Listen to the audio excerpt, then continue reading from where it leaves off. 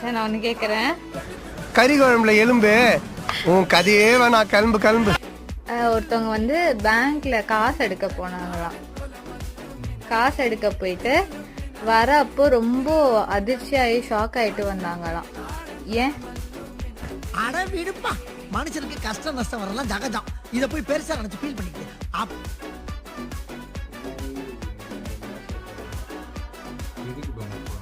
காசு எடுக்க ஷாக் ஆயிட்டு வந்தாங்க.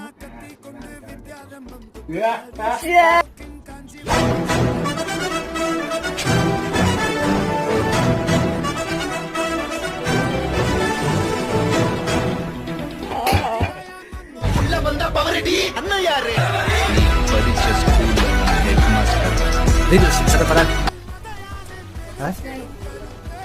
Please subscribe.